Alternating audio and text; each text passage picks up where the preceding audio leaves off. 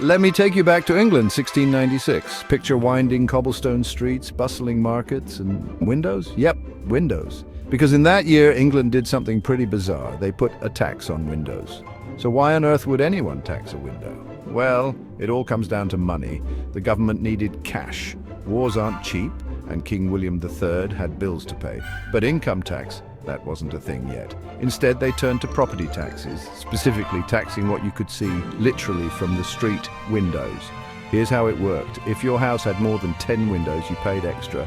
The more windows, the higher the tax. So in theory, bigger, richer homes paid more.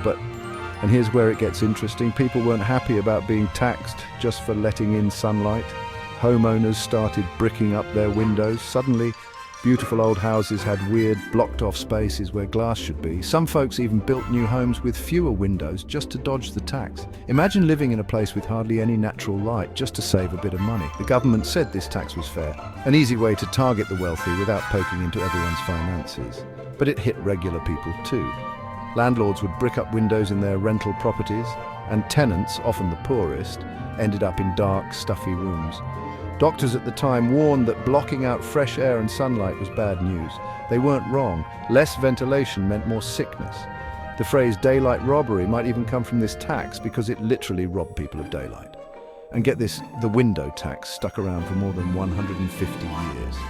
It wasn't fully repealed until 1851.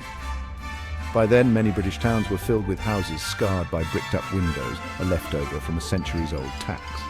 Today, if you wander around old English towns, you can still spot those patched-up windows. They're little clues about how governments, even centuries ago, tried to get creative with taxes and how people just as creatively tried to avoid them. So next time you open a window, take a moment to appreciate it. In 1696 England, letting in a breeze came at a price. If you found this weird bit of history interesting, stick around. I've got plenty more quirky tales from the world of tax.